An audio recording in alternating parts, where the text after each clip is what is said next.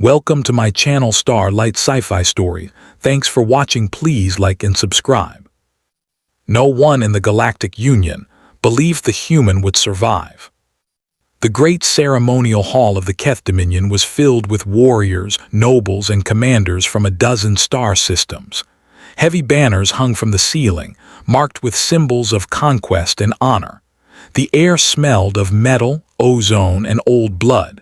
This was not a place of love. It was a place of power. At the center of the hall stood Commander Valera Keth, her tall, armored form still and proud. Her species was born for war. Strong bones, dense muscles, sharp instincts. She had fought since her youth and killed without hesitation. Many here feared her. Beside her stood the human. His name was Daniel Cross. He was smaller than everyone else in the room. His shoulders were narrow by Keth standards. His skin had no scales or armor plates. He wore a simple dark uniform, unmarked by decoration. No visible weapons, no display of strength.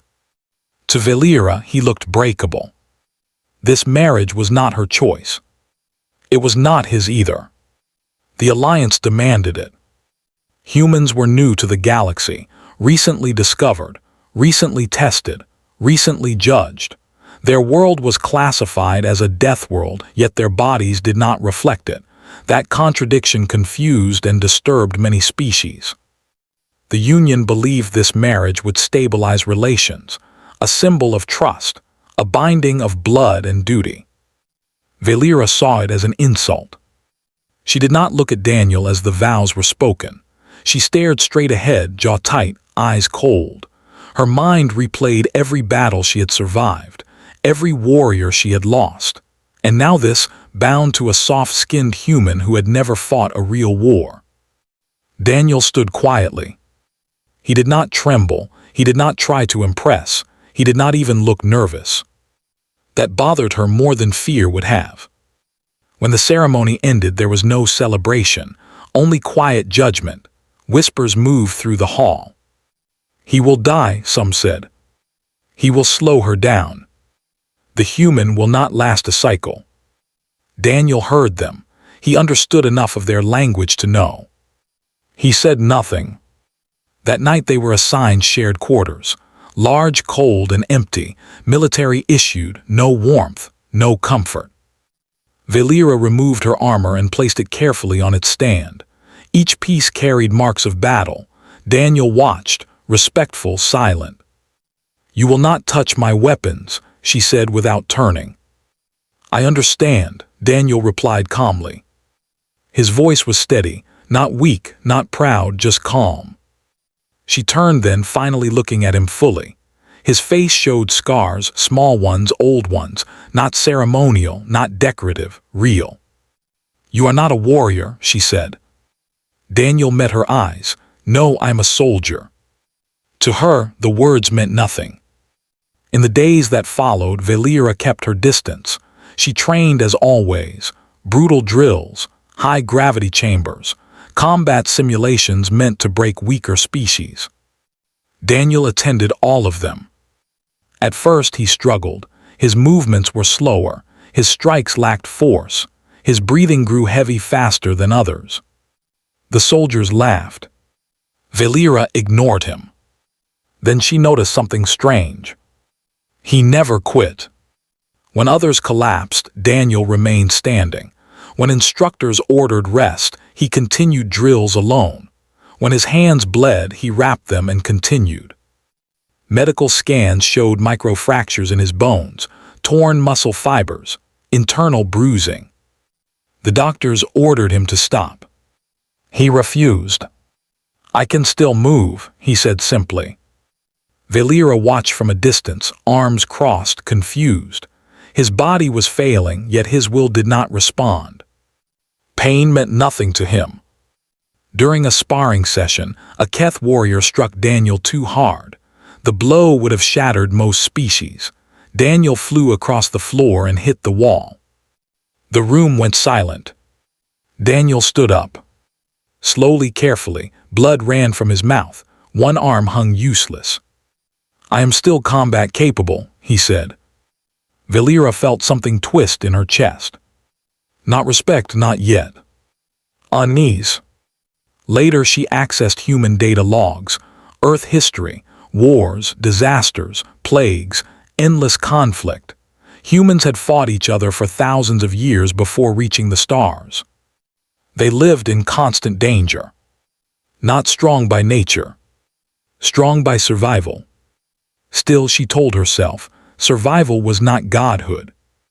Then the alert came. An enemy force breached the outer border, a species known for psychic warfare, mind-breaking weapons, fear manipulation. Entire armies had collapsed without a single shot fired. Valera's unit was deployed immediately. Daniel was assigned with them. She confronted the commander. "He is not ready." The commander replied, "He volunteered."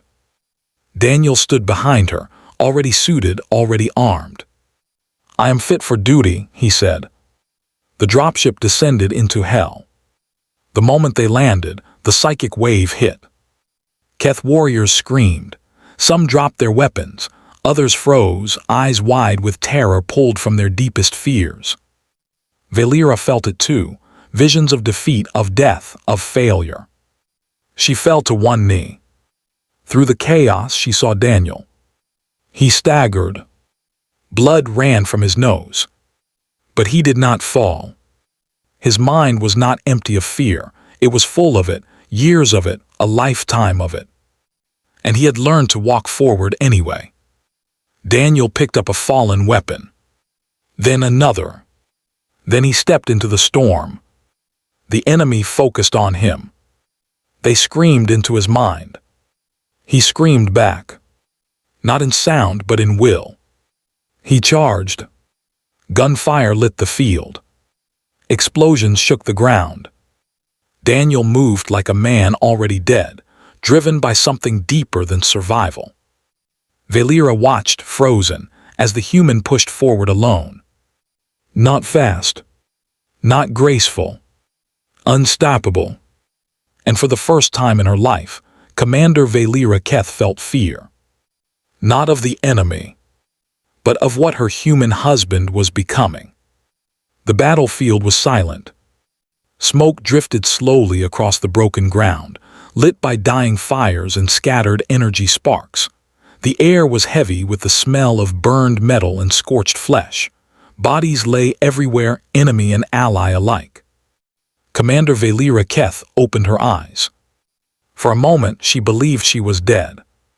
Her body ached in ways she had never felt before. Her mind was slow, fogged by pain and shame. She tried to rise, but her muscles refused. Around her, the proud warriors of her people lay broken. Some still breathed. Many did not. The psychic attack had shattered them. Slowly, memory returned. The enemy. The fear. The collapse. And then, the human. Valera forced herself up onto one elbow and looked across the field. At first, she did not understand what she was seeing. Enemy bodies were piled high near the shattered remains of their forward command unit. Heavy war machines lay torn apart, armor ripped open as if by something far stronger than their design allowed. The ground itself was carved with deep marks, footprints driven into solid stone. At the center of it all stood Daniel Cross. He was barely upright. His armor was shattered, one leg dragged as he moved. Blood covered him, too much blood.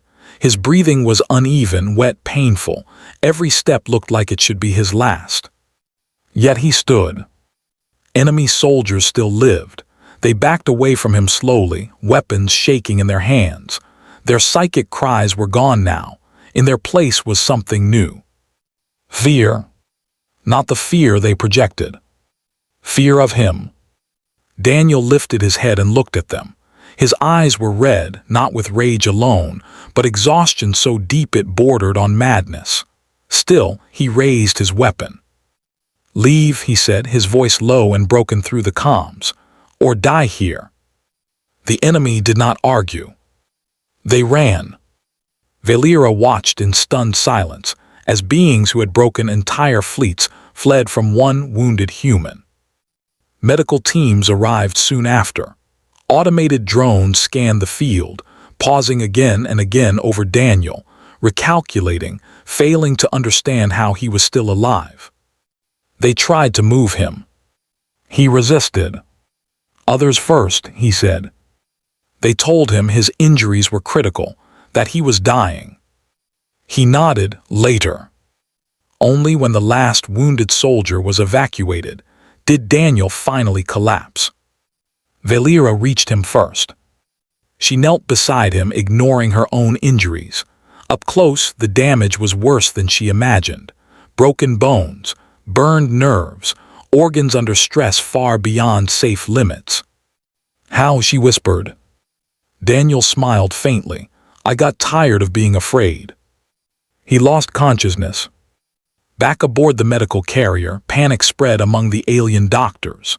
They worked frantically, sealing wounds, reinforcing bones, stabilizing organs that should have failed long ago. Human biology reports were pulled, then pulled again, then questioned. "He should be dead," one doctor said. "But he isn't," another replied. Valera stood outside the medical chamber for hours, silent, still, watching through the transparent barrier as machines fought to keep Daniel alive. She remembered the ceremony hall. She remembered thinking him weak. She felt shame burn through her stronger than any wound. When Daniel finally woke, days had passed. Gravity was low, the room was quiet, white lights reflected softly off metal walls. Valera was there. She stood when his eyes opened, unsure what to say. Commander, warrior, killer of hundreds, reduced to silence before one human. "You stayed," Daniel said softly. "Yes," she answered. He tried to move, failed, winced. "You saved them," she said, "all of them." Daniel closed his eyes. That was the job. "No," Valera said firmly, "that was legend." News spread fast. Battle recordings leaked. Sensor data confirmed the impossible. A single human had resisted psychic domination that crippled entire species. A single human had broken the enemy command line alone. The galaxy watched. They replayed the footage again and again. They gave him names. Deathworld Avatar. The Unbroken One. The Battle Deity of Terra. Daniel hated every title. When diplomats arrived, he refused to speak. When commanders praised him, he looked away. When priests attempted to kneel, he told them to stand. "I am not a god," he said. "I am tired." Valera understood then. Humans were not born divine. They became terrifying because they endured. Weeks later, Daniel returned to duty, against all medical advice. He walked with a limp now. Pain never fully left him, but his presence alone changed everything.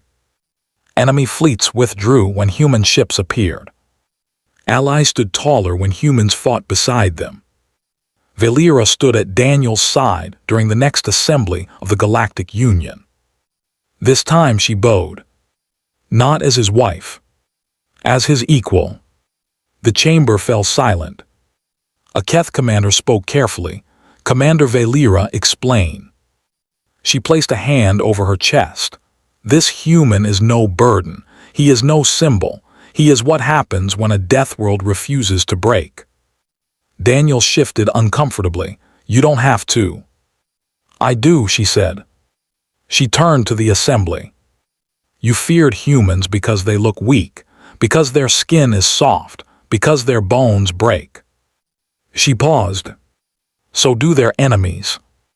The Union changed that day. New doctrines were written, new warnings issued. Never underestimate a human. Never rely on fear alone. Never push a death world soul into a corner. Later, alone together, Daniel and Valera stood by a viewport watching stars drift past. "This marriage," Daniel said quietly, "it was never fair to you." Valera shook her head. "I was blind." She looked at him. Not as a soldier, not as a legend, but as the man who endured what others could not. "You taught me something," she said. "What's that?" "That strength is not how hard you strike," she answered. "It is how much pain you accept and still move forward."